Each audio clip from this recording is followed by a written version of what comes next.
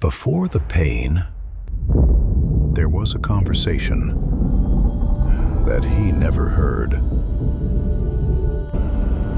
Have you considered my servant Job?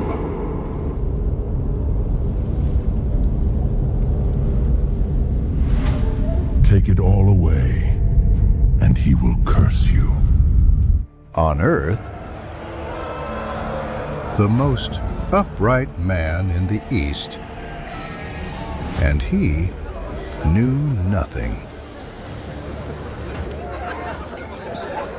In a single day, everything was taken from him.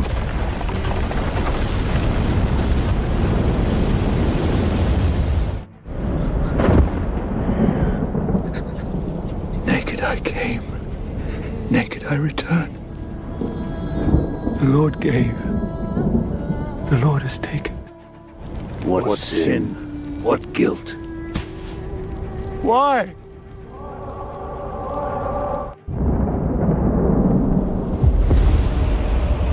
Where were you when I laid the earth's foundations?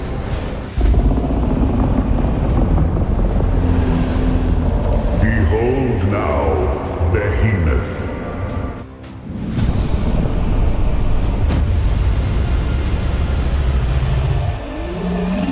Who dares rouse Leviathan? All under heaven is mine.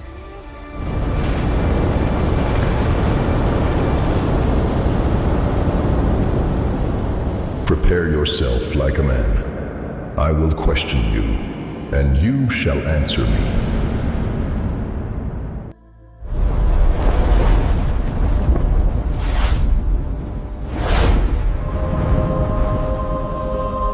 There was a land in the east, Uz, wide, ancient, marked by the sun and the silence of the fields, and in it a man, unlike all the others, Job. Not for his wealth, though he had it, not for his standing, though all acknowledged it, but for something rarer. He was blameless, upright. He feared God, and he turned away from evil. When he passed through the city gates, the elders rose to their feet, and the needy ran to meet him. An old man came near, bent low, his voice trembling. Sir, the creditors have taken my field, and I am left with nothing. How much do you owe?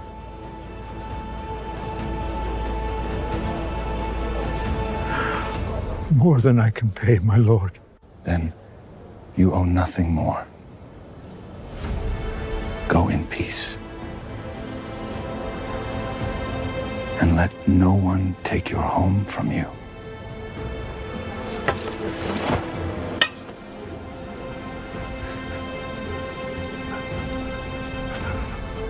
Why do you do this for me, my lord? Because the bread God gave me was not for me alone. And he went on his way. For such was Job, eyes to the blind, feet to the lame, a father to the poor, and a refuge to the one who had no one. Two men watched from afar.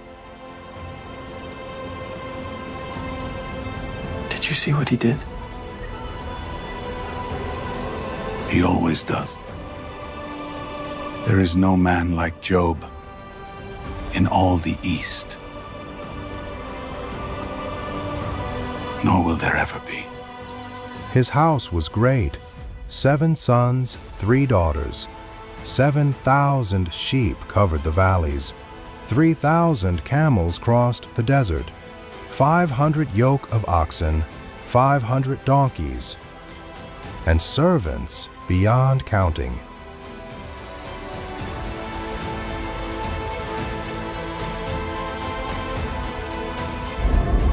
There was no one in the East greater than he.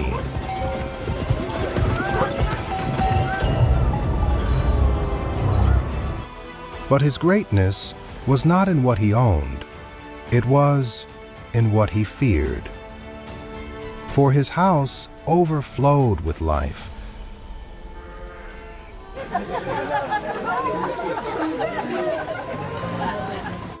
And when his children gathered from house to house, the joy had no end. That night, the eldest son opened the doors. Come in, brothers. Today, the table is mine. Laughter, cups raised high. One of the daughters spun in the music.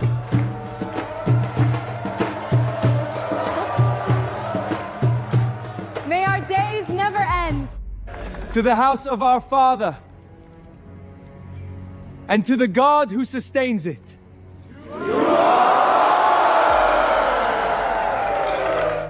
And the joy filled the night. The eldest son rose to his feet. Brothers, may bread never be lacking at our table, nor blessing upon our house. And they all drank, not knowing that this would be the last feast.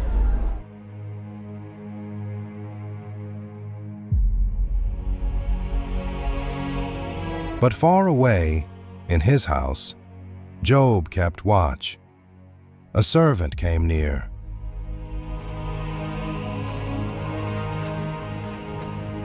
Master, will you not go to your children's feast? I will go at dawn, but not to feast. Then, for what, Master? To offer burnt offerings. One for each of them. But they have done nothing, Master. Perhaps not. But perhaps, in the depths of their hearts, they have forgotten God. And at dawn he rose and offered burnt offerings, one for each of his children. Over the altar he lifted his hands and he prayed, Lord, if any of them has sinned, let it fall upon me. Spare my children. So Job did, always, a priest of his own house. But while on earth all was peace, on high something was stirring. Beyond the stars there was a hall without walls, bathed in a light that did not come from the sun. And there gathered the armies of heaven, hosts of light, beings before a throne of gentle fire. There came a day when the sons of God came to present themselves before the Lord, and among those beings of light came also a shadow, the accuser, Satan, the one who roams, the one who watches, the one who searches for a crack. And the Lord spoke with the voice that upholds the worlds.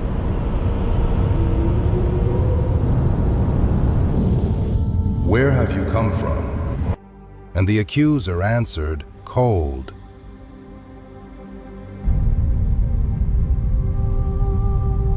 From roaming the earth and walking back and forth upon it. Then the Lord said, Have you considered my servant Job? There is no one like him on the earth, a man blameless and upright, who fears God and turns away from evil. Silence, and the accuser smiled.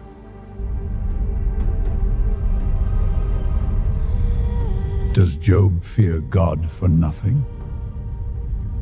Have you not put a hedge around him on every side? Around him, his house, and all that he has? You have blessed the work of his hands, but stretch out your hand.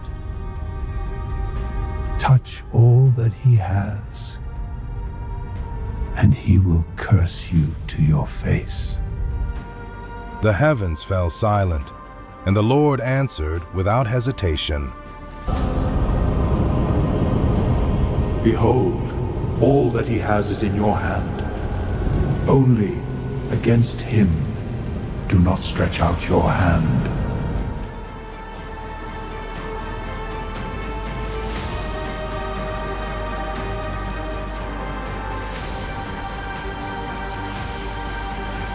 And the accuser went out from the presence of the Lord to strike.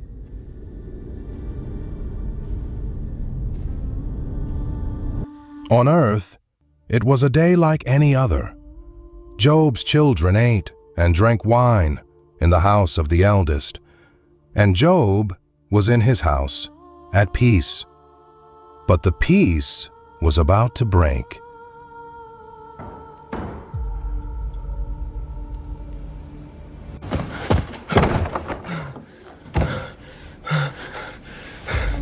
My lord, the oxen were plowing, and the donkeys grazing beside.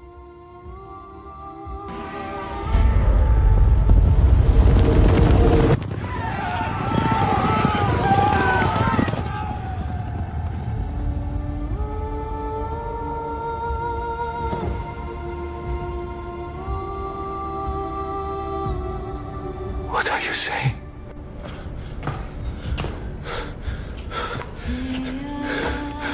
Master, the fire of God fell from heaven.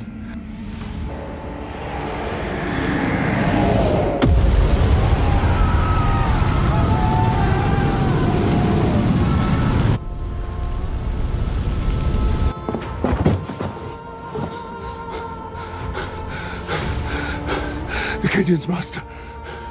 They came in 3 bands.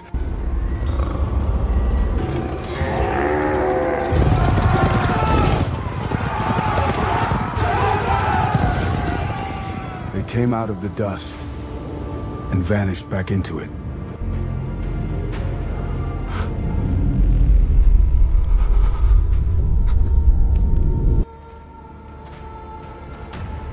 My lord, your sons and your daughters were all gathered together at the feast in the house of the eldest brother.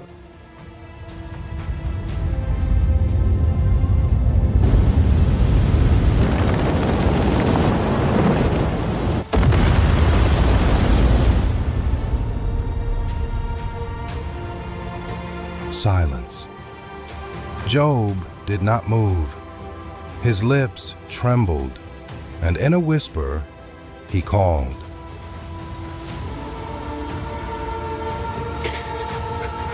My children. My boys. Silence. His world collapsed in a single day. The wealth, the servants, the children, everything. But then he stood up. But he didn't run, he didn't shout, he didn't curse. In silence, he tore his cloak and fell to the ground, not in despair, but in adoration. Then, in profound humility, he shaved his head. And when his voice finally rose, it carried the pain of a broken heart, but also the firmness of a spirit that remained standing. The Lord gave, and the Lord has taken away.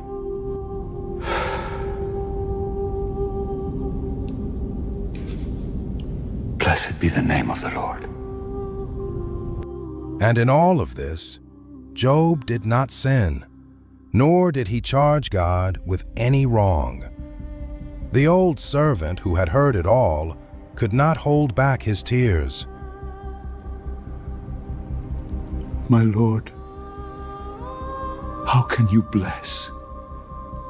You have lost everything. I lost what was given to me, but the one who gave remains. The servant bowed his head and did not know what to say. And the heavens opened once more. Again the sons of God came to present themselves.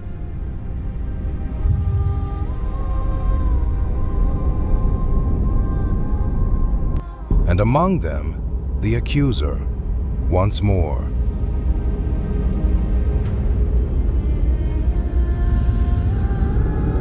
Where do you come from?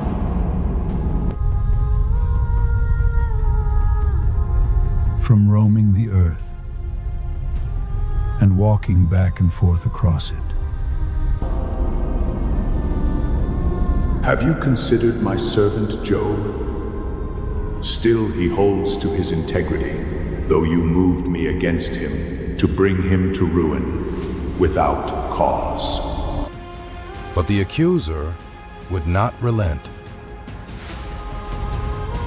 Skin for skin. All that a man has, he will give for his life. But reach out your hand now and touch his bone and his flesh, and see whether he will not curse you to your face.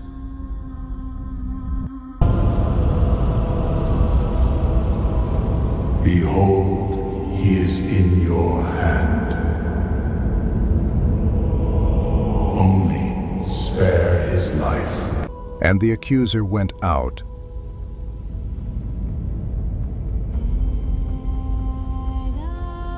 and struck Job from the sole of his foot to the crown of his head.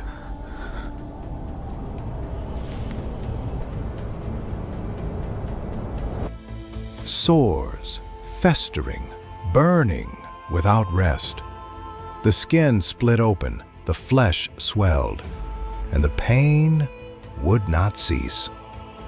The most respected man in the East rose from his house and went out beyond the walls, to the wasteland where the ashes were cast. There he sat down upon them and took a shard of pottery to scrape his own wounds.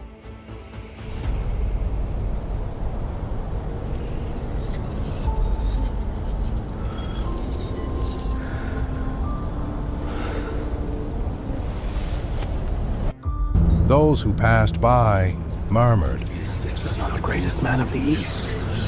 Look now. His end. What was his righteousness not worth? An old servant came after him. My lord, let me call someone, a physician, some remedy. There is no remedy for this. There remains only God.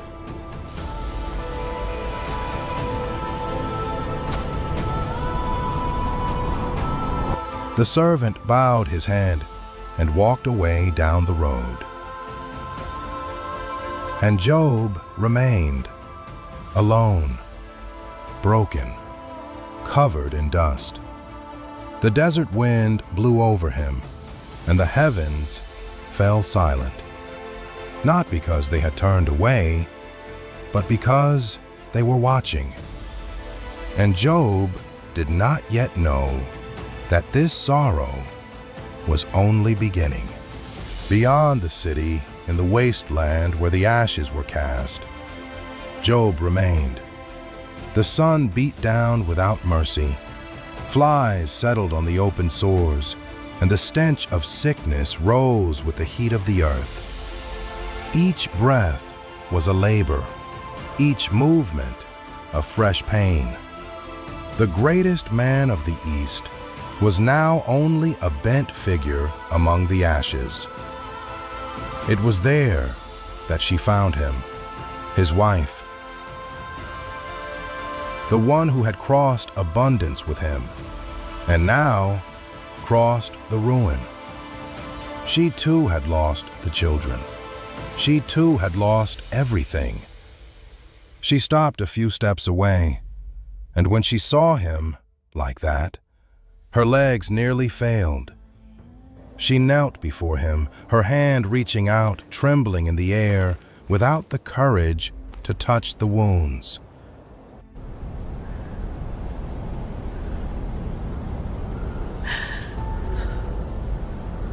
Job, I no longer recognize you. Her eyes swept the emptiness around them, the dry earth, the ashes, the nothing.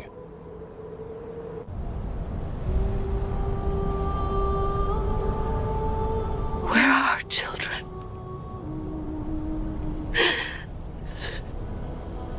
Where is our home?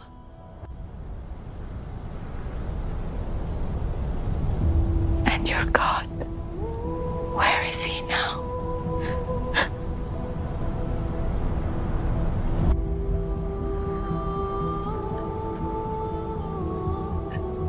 Do you still hold to your integrity? Curse God and die! Ah! The words hung in the hot air, but Job only looked at her. There was no anger in his face, only a deep sorrow.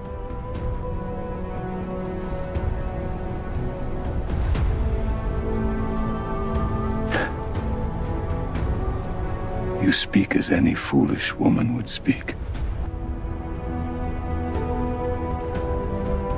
We received good from God. And shall we not also receive adversity? She lowered her face and wept in silence, for she was not wicked. She was a mother who had buried 10 children in a single day, and who no longer had the strength to believe.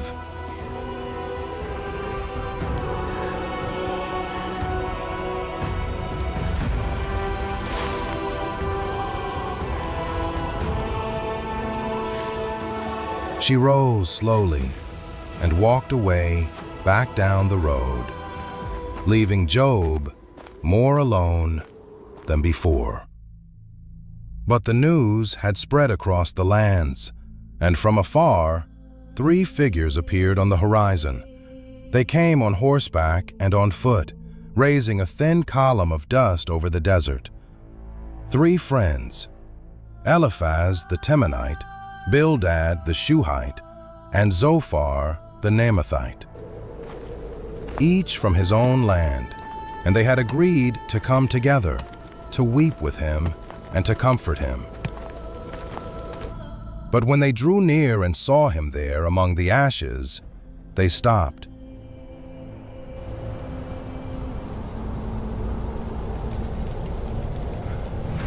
It can't be him. Are you sure?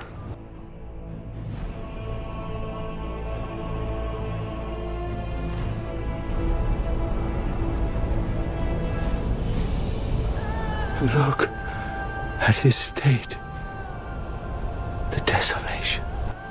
That was Job, the man before whom the elders rose, reduced to this? Then they lifted up their voices and wept aloud.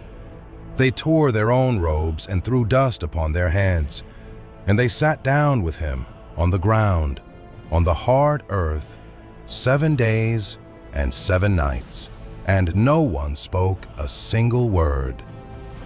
The sun rose and set 7 times over them.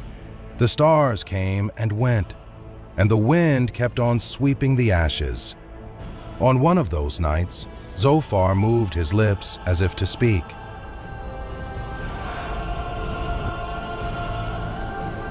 No.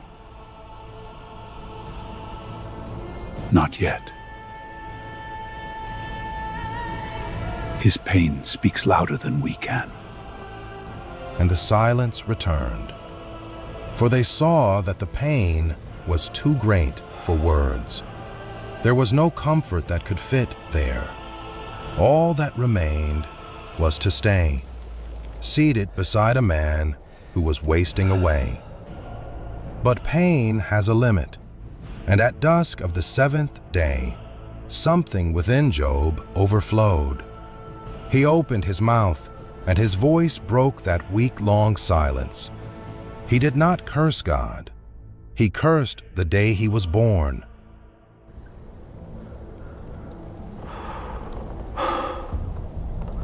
Let the day I was born perish, and the night that brought me into the world.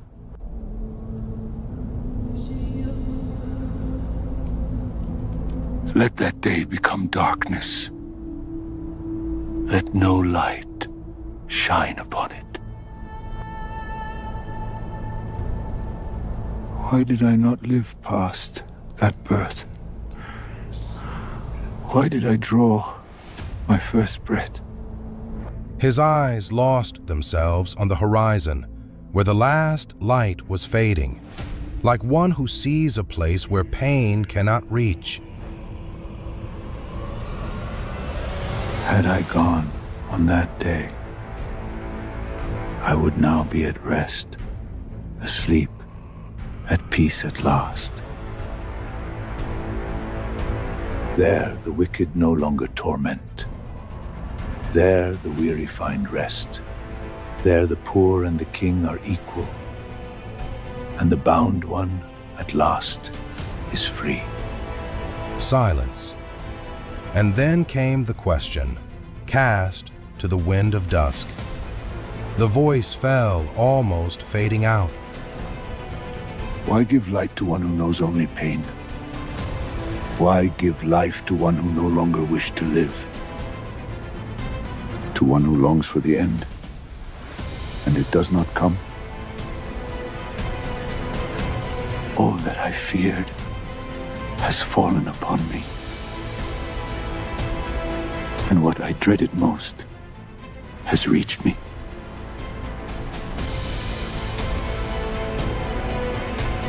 I have no peace. I have no rest. Only anguish remains. Silence. Job's last words dissolved in the wind. He had cursed the day, but not the one who had made him. And even from the depths of that pit, his eyes still lifted toward the heights. The three friends remained still, stunned by that lament. And then Eliphaz the elder drew a deep breath.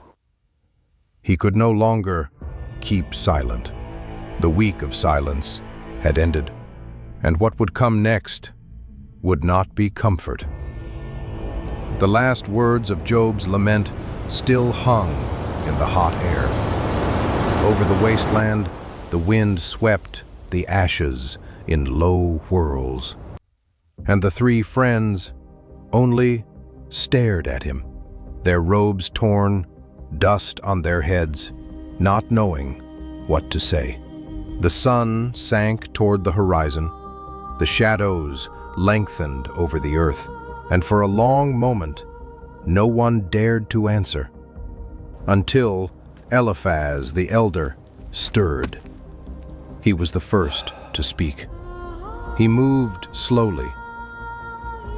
He believed he was helping, and when he spoke, his voice held the authority of years.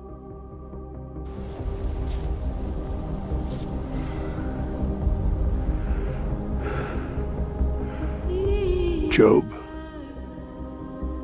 may I speak with you? You have comforted so many.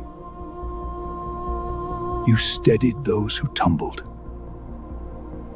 But now the blow reaches you, and you falter. Remember, what innocent ever perished? Who sows wrong reaps wrong.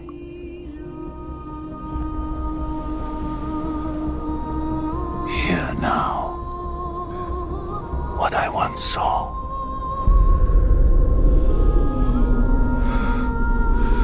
One night, a form passed before me, and the hair of my body stood on edge. Can a man be more just than God?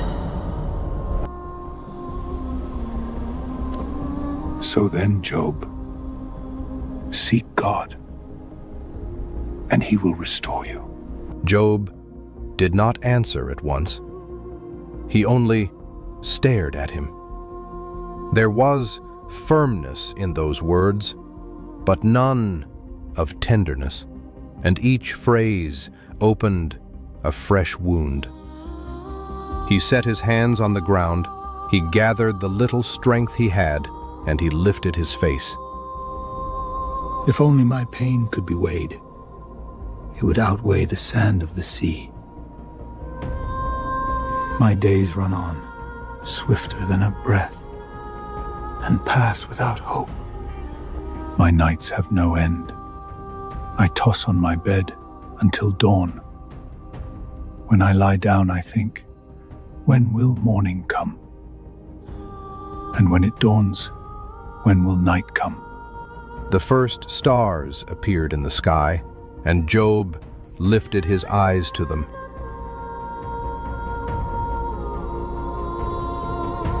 Why have you made me your target? Why have I become a burden to you? Then he turned to his friends, his voice heavy with grief. You came to comfort me, and you brought only accusation. What comforters you are! All of you only weary me. You are physicians who heal nothing. If only you would keep silent. The three glanced at one another, but they did not draw back. And Job turned again toward the heights. I will not silence my anguish. I will speak in the bitterness of my soul.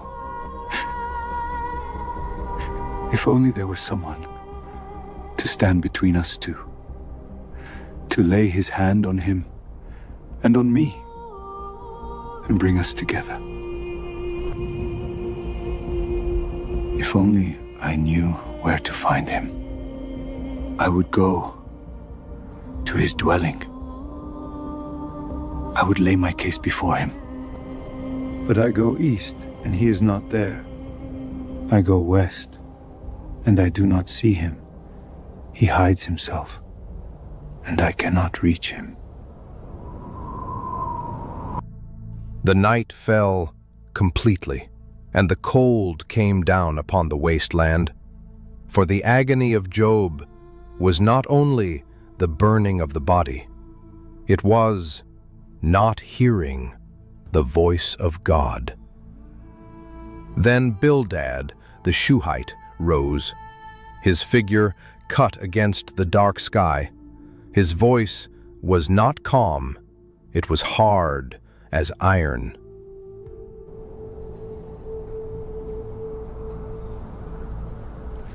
How long will you speak such things?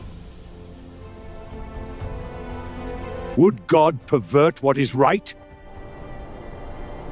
If your children were taken, it was for their wrongdoing against him.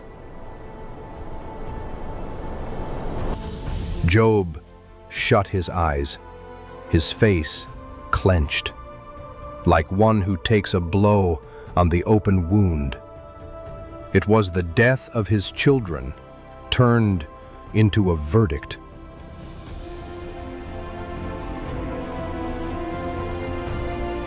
But you, if you are pure, he will restore you. Bildad believed he was defending God, but without knowing it, he was rubbing salt into the wound. Job drew a deep breath, his voice low but steady. I know that this is so. But how can a man be right before God?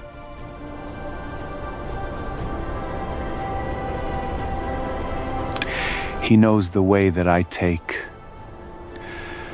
When he has refined me, I will come forth as gold. But the friends would not yield. The voices rose one over another, and now they invented guilt. Eliphaz pointed a trembling finger. You stripped the poor of their garments. You denied water to the thirsty. You sent the widow away with empty hands. Confess! Repent! Repent! Rieci before what Daniel Maestro! The words echoed through the empty wasteland, but Job had nothing to confess. His suffering was not punishment for any guilt. And Zophar, the Naamathite, spoke in the coldest hour of the night. His voice was ice. Know this, Job. God is exacting from you far less than you deserve.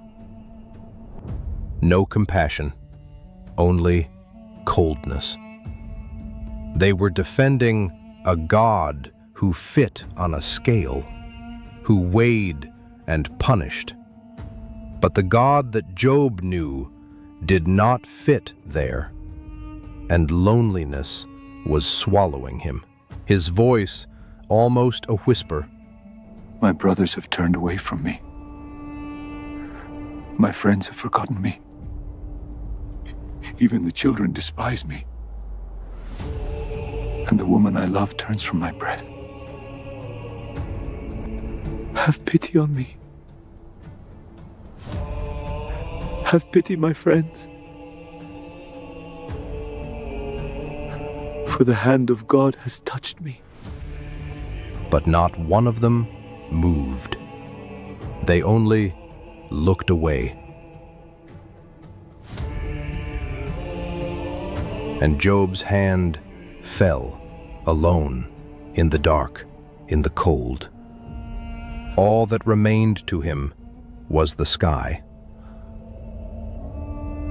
And it was then, as the first light of dawn touched the horizon of the desert, that Job rose, trembling, with all that was left to him.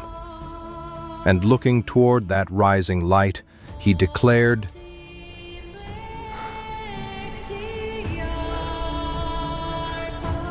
I know that my Redeemer lives, and that, in the end, he will appear upon the earth, and even after my skin wastes away, I shall still see God. I myself shall see him with my own eyes, and not some other. And the three friends fell silent before that man in ruins who still saw hope where they saw only guilt. Job looked around at the dry earth, at the place where once there had been life. Oh, for the days now gone, when God watched over me. I was eyes to the blind, feet to the lame, a father to the needy. And now, the young ones mock me. Those I once helped turn their faces when they see me. He opened his arms before the morning sky. I cry to you, O God, and you do not answer. I stand before you, and you only look at me. But he did not fall silent. His voice steadied one last time.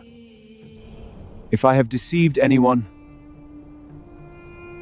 if I shut my door to the hungry, if I left the poor shivering in the cold,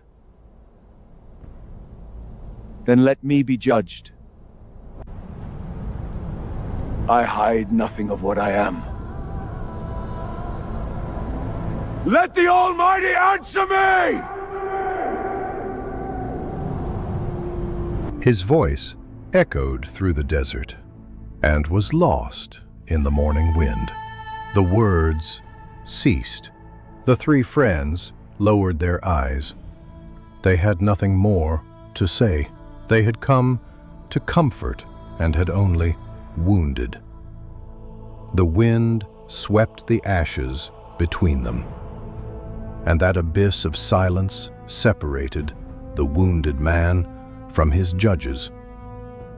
But there was someone else there, seated at the edge of the circle, silent through all that time, a young man who had heard every word, and in his eyes burned something he could no longer hold back.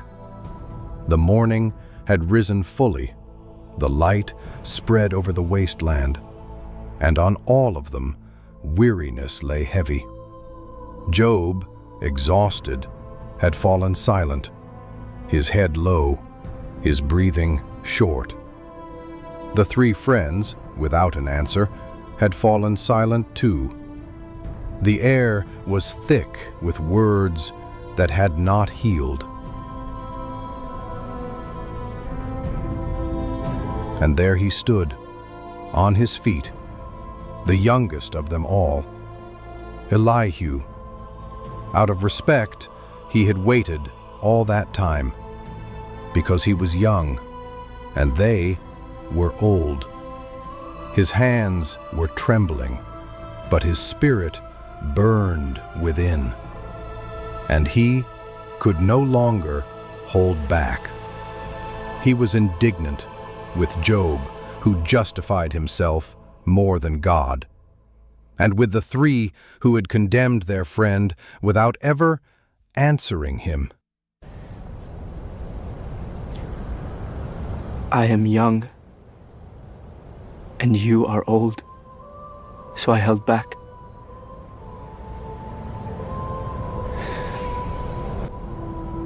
I thought that age would speak, that many years would teach wisdom, but I have seen it is not age that makes a man wise. It is the breath of the Almighty that gives understanding. That is why, now, I speak. I listened to every one of your arguments. I waited for a word of wisdom, but not one answered Job. You condemned him without proving anything. Your words are empty.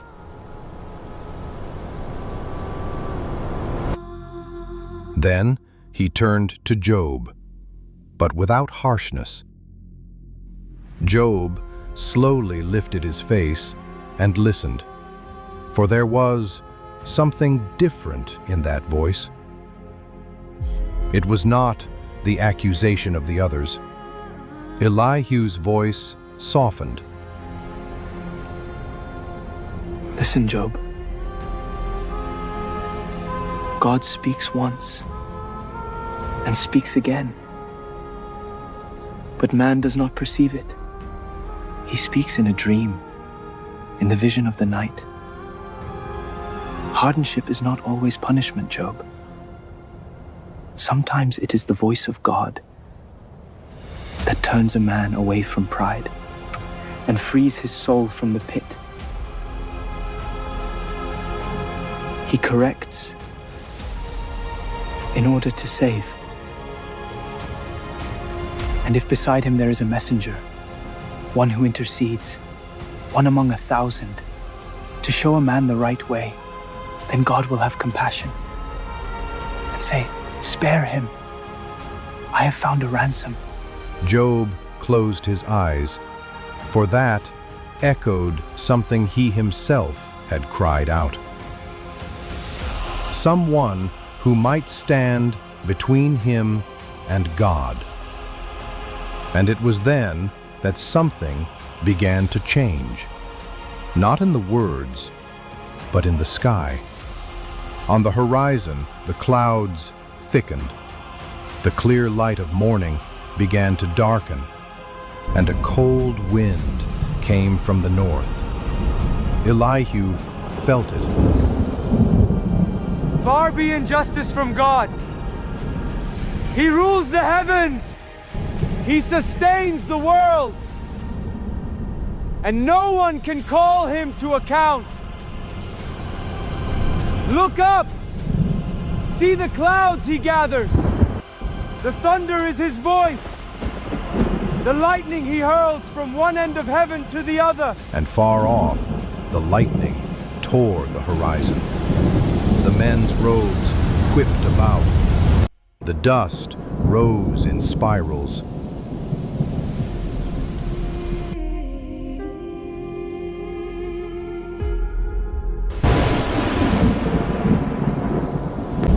He tells the snow to fall upon the earth. He opens the great storehouses on high. At his breath, hardened Gishona Bryce. The beasts run to their hiding places. And man draws back his hand before his power.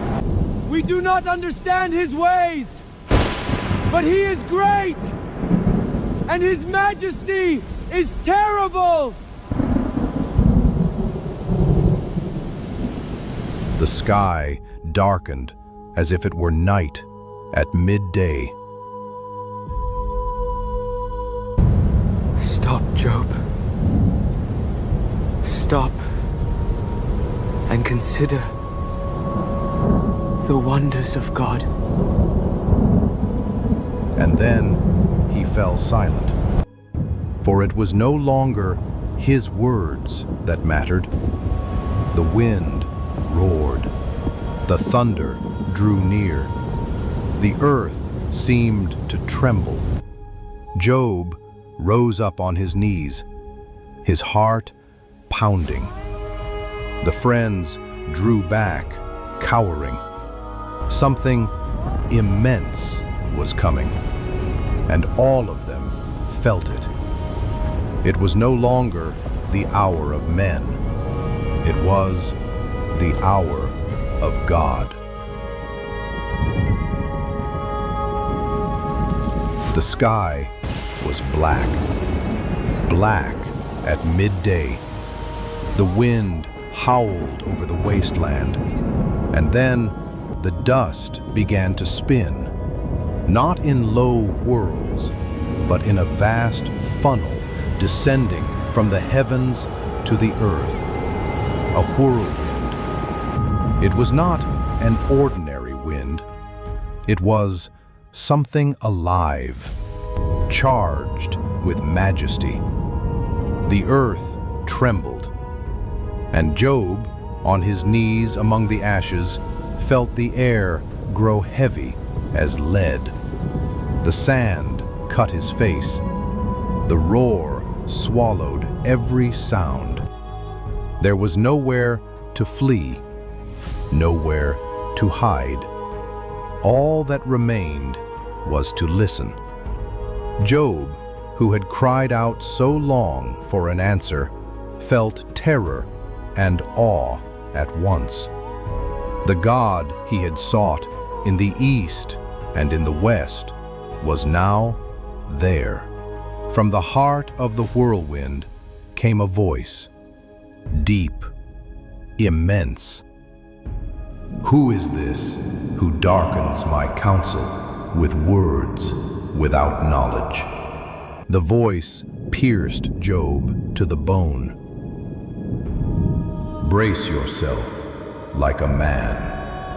I will question you, and you shall answer me. Where were you when I laid the foundations of the earth? Tell me if you understand. Job bowed his head. Who marked off its measures? On what were its bases set? Who laid its cornerstone while the morning stars sang together and all the sons of God shouted for joy?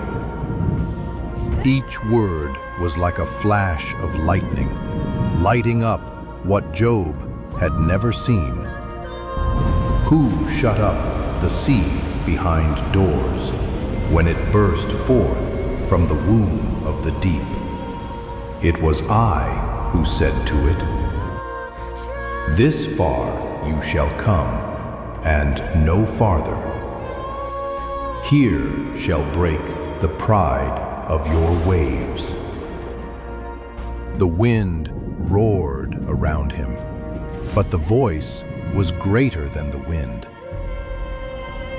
Have you ever, in all your days, commanded the morning, or shown the dawn its place, that it might seize the edges of the earth and shake the wicked out of it?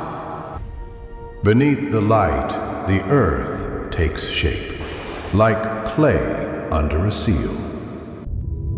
Have the gates of death been opened to you? Have you seen the doorways of darkness? Do you grasp the breadth of the earth? Tell me if you know all this. The voice rose to the cold heights. Have you entered the storehouses of the snow? Have you seen the treasures of the hail? Where is the path by which the light is scattered? Who is the father of the rain? Who fathers the drops of dew? From whose womb came the ice, and the frost of heaven? Who gave it birth? Job trembled. All of it that he had called the world was revealing itself now far too vast for his mind. Do you raise your voice to the clouds, and they answer you with rain? Do you send out the lightning bolts, and they report to you, "Here we are"? And the voice rose to the stars. Can you bind the Pleiades, or loose the cords of Orion? Do you lead out the constellations, each in its season? Do you know the laws of the heavens? Can you set their rule over the earth? Then the voice came down to the living earth. Who provides the raven its food when its young cry out in hunger? Will you hunt the prey for the lioness? Will you satisfy the hunger of her cubs? Who set free the wild donkey? Who loosed its bonds? It laughs at the uproar of the city, and the mountains are its pasture. Do you know the time when the mountain goats give birth? Have you watched the doe bring forth her young? Do you know the hour of her labor? And the ostrich, she flaps her wings in joy, yet she abandons her eggs in the dust. She forgets that a foot may crush them.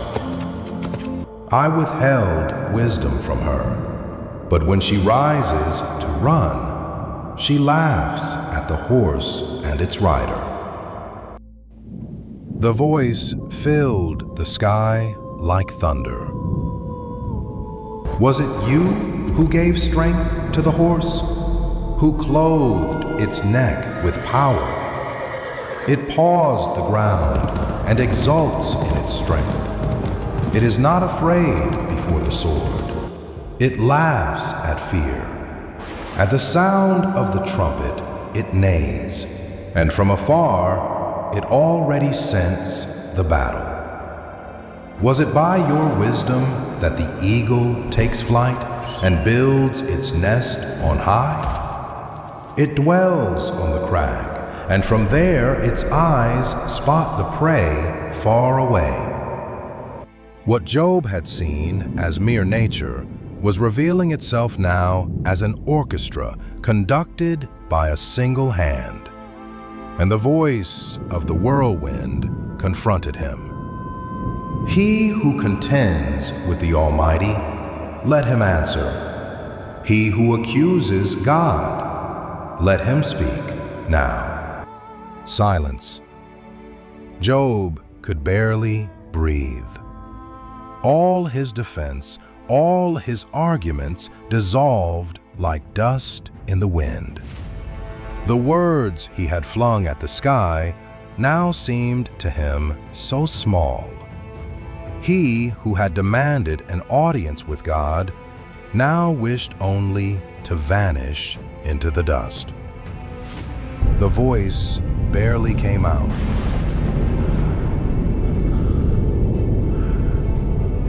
Behold, I am unworthy.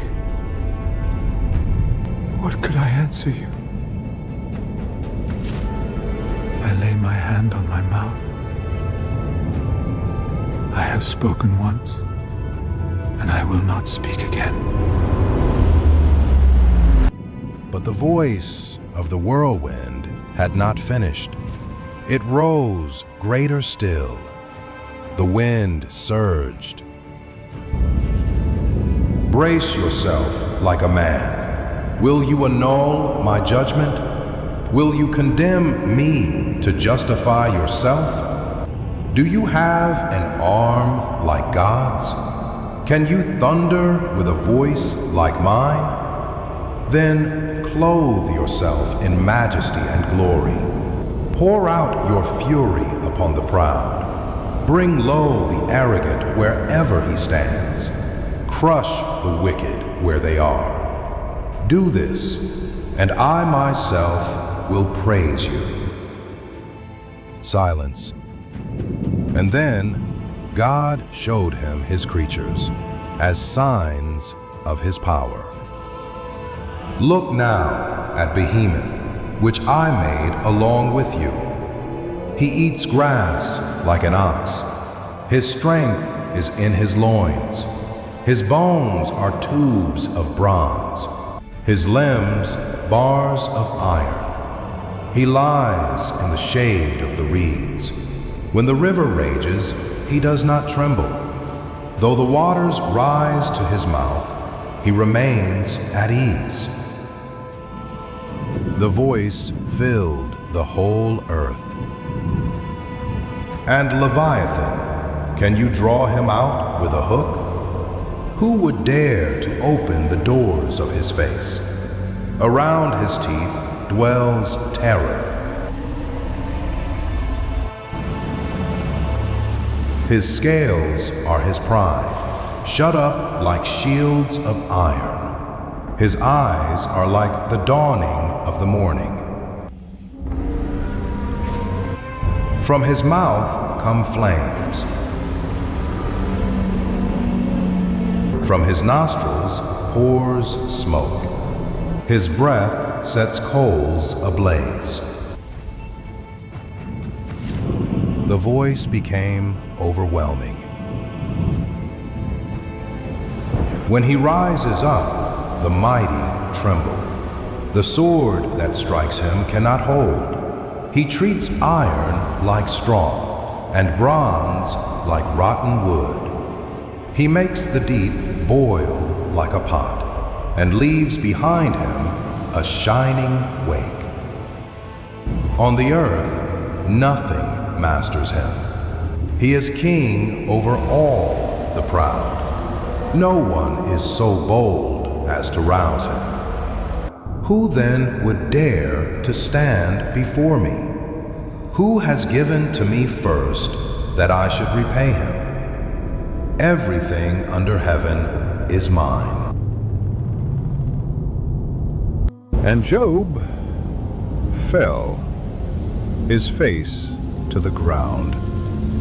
For now, at last, he understood, not with the mind, but with the soul, that the justice of God is not parted from his power, and his power is not parted from a wisdom without end. He had asked for answers and had received something greater. Not an explanation, but a revelation. Little by little, the wind began to fall. The funnel dissolved in the air. The thunder drew away along the horizon, and a serene light touched the desert again. In the silence that followed, Job remained prostrate, drenched with rain, covered in dust, but within, whole for the first time. All his life he had only heard of God, but now he had met him, and nothing would be as before. And he knew that it was his turn to speak, not to argue, not to defend himself, but to surrender. The whirlwind had passed. The sky opened into blue, and a clean light fell upon the wasteland.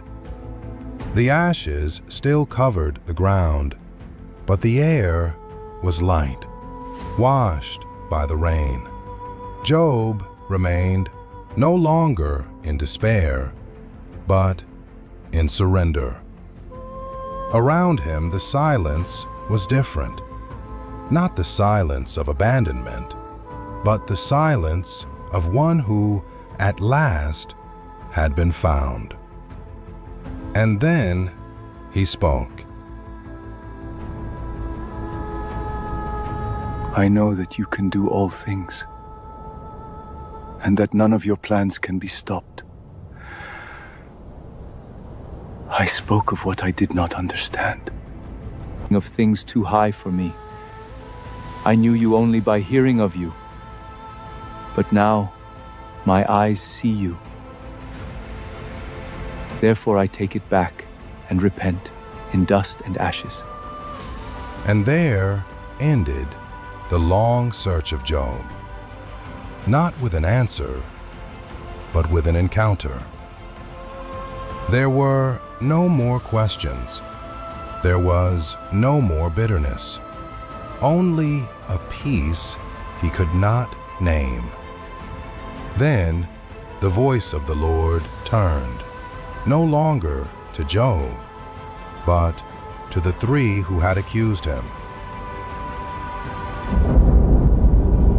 My anger burns against you, for you have not spoken of me what is right, as my servant Job. Take 7 bulls and 7 rams. Go to my servant Job, and offer a burnt offering for yourselves, and Job will pray for you, and I will accept his prayer. The three glanced at one another. Those who had called him guilty now depended on the guilty one to pray for them. And it was then that something happened that no one expected. Job, who had cried out so long for a mediator, became the mediator. They brought the animals.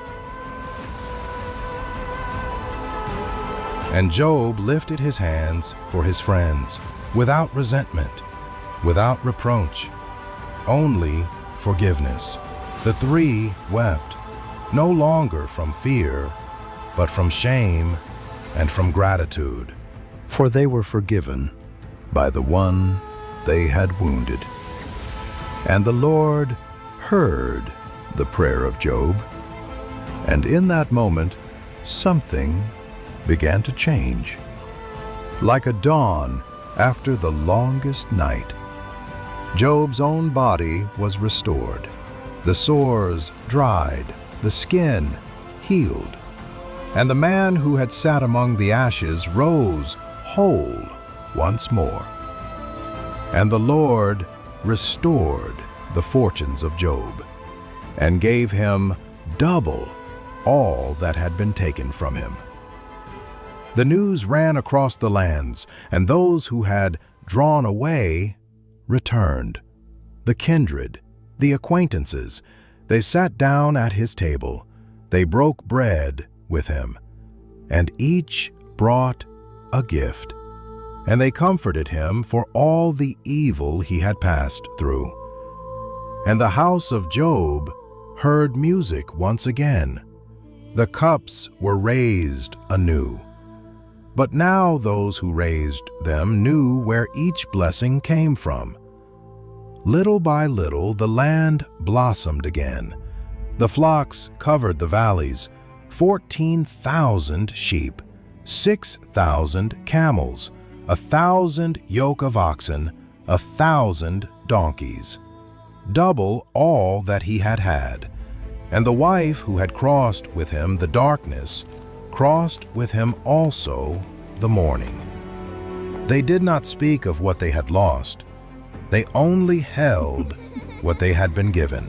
For the Lord gave them once more 7 sons and 3 daughters, and the house filled again with life, with little footsteps down the halls, with laughter in the fields. And Job, who had wept 10 graves, heard once more the joy beneath his roof. And there were no women in all the land as beautiful as the daughters of Job. He named them Jemimah, Keziah, and Karen Happuch. And he did what few would do. He gave them an inheritance alongside their brothers. For the heart of Job was no longer the same. The years passed serene, and Job lived 140 years more. He saw his children and the children of his children to the 4th generation. And then, when his days were complete, Job departed, old and full of days. No whirlwind, no fire from heaven, only peace. The same voice that once had given and had given again, and the desert that had witnessed his sorrow kept forever the echo of one certainty, that his Redeemer lived, and that in the end Job had seen him with his own eyes.